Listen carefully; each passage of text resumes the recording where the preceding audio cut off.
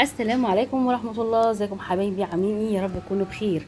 حلاوة القشطية، حلاوة مولد النبي، زيها زي المارشميلو بالظبط، بس طبعا بتكات مختلفة شوية. بصوا المطة، بصوا الشكل عامل ازاي والقوام عامل ازاي، حاجة كده تحفة. مية وسكر، وهنعمل احلى حاجة حلوة وكل الولاد بيحبوها في علبة الحلاوة. ادي اول كوباية من السكر، هنعاير مع بعض 3 كوبايات من السكر، يعني مش هنحط كتير من المقادير. انا معايره لكم من كل حاجه بالكوبايه المعياريه، يعني مش كوبايه المطبخ ولا كوبايه الشاي ولا اي حاجه، عشان نبقى كلنا عندنا الكوبايه وعارفينها. ما عندكيش الكوبايه المعياريه، كوبايه الشاي العاديه. 3 كوبايات من السكر، هنحط عليهم كوبايه واحده من الميه اهو، وظرف واحد كده من الفانيليا هننزله عليها علشان خاطر بس يخلي الطعم حلو. عايزه تحطي ميه ورد مفيش مشكله، اللي هو بيقولوا عليها ماء زهر يعني. ادي كده، والليمونه زي ما انتم شايفين كده. طبعا هنشيل البذر اللي وقع ده، هنشيله عادي مفيش مشكله، وهوريكي دلوقتي احنا هنشيله. عصره نص ليمونه، مش هنكتر على نص ليمونه. انا اصلا كده كده انا مش هخليها تغلي اهو. طلعنا البذره اهو، تمام. هحركها بس تحريكه خفيفه كده عشان السكر بتاعي ما يتزقش في القعر، والحركه بتاعته بس دي هي اللي هتخليه يفك. اول ما يبدا ان هو يغلي، انا حطيته اهو، هيقعد قد ايه؟ 5 دقايق بس، مش هكتر عن كده، يمكن 3 دقايق كمان مش 5 دقايق. اول ما السكر بتاعي يدوب ويديني غلوه، اول غلوه تاني غلوه هطفي على طول. انا مش عايزاه يكتر عن كده، مش عايزاه يقعد، مش عايزاه يتقل خالص. هي غلوه والتانية هطفي. معايا هنا البوله بتاعتي، هنزل فيها ب6 معالق من الجيلاتين البودر اهي. انت بقى زي ما انت عايزه الكميه اللي انا هعملها دي تعمليها. عايز تعملي كميه اقل نقللي، مفيش مشكله، اعملي نص المقادير وهتطلع معاكي برده حلوه. عايزه تطلعيها اتخن من دي، اعمليها في حاجه تكون اقل. انا عن نفسي انا بحط في الصينيه لان هو ده السمك اللي انا بحبه. عايزه تعملي سمك اعلى من ده، قللي المكان.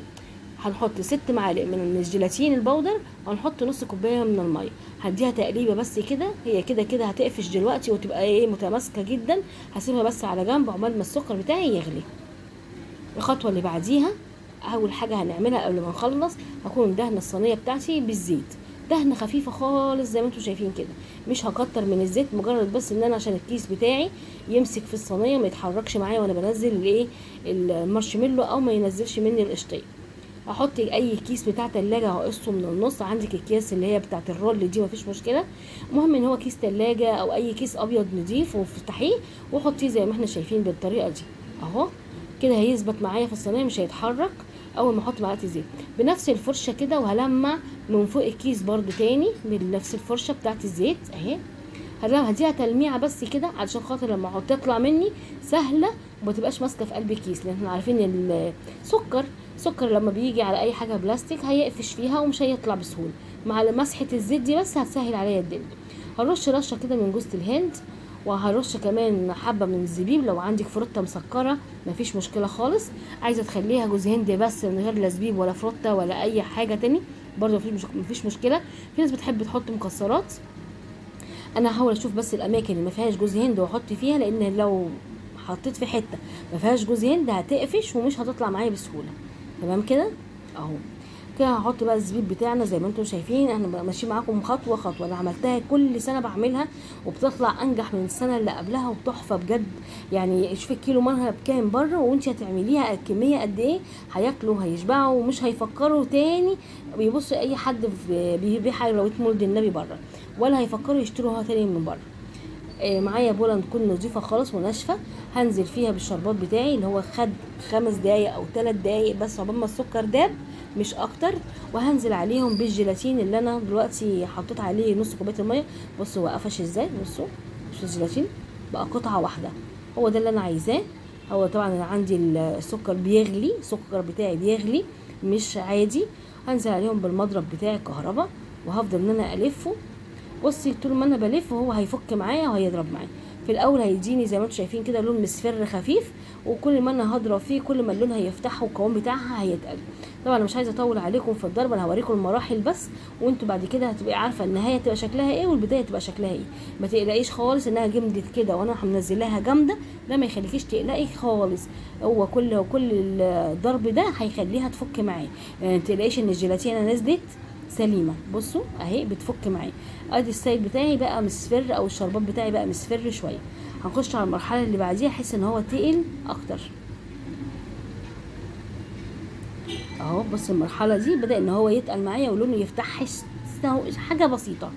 المرحله اللي بعديها بدا ان هو يتقل كمان حبه، هفضل وراه لما اللون يفتح خالص ويبدا ان هو يطلع على السلاح بتاع المضرب. اول ما يبدا يطلع على السلاح تعرفي كده ان القوام بتاعه بقى تمام جدا، مش عايز ضرب تاني. هبصي اهو كده خلاص افتح جدا وبدا يطلع على السلاح زي ما احنا شايفين كده. كده خلاص مش محتاج ضرب تاني.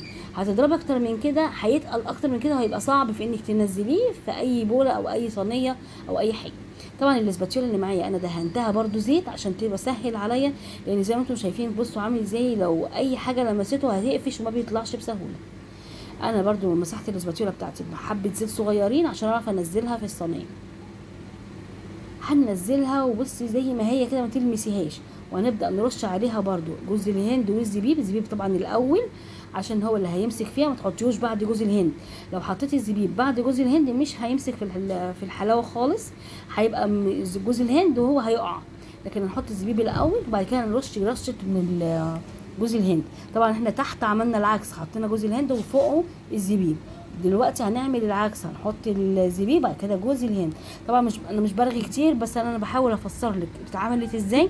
لو حابه تقومي تعمليها دلوقتي بكل سهوله بكل بساطه في 10 دقايق تكوني عملتيها، وهياكلوا احلى حاجه حلوه بمولد النبي، ولادك هيستمتعوا بيها جدا بايدك. طبعا بصي اول من الحته اللي عليها جوز هند ما تمسكش في ايدك خالص.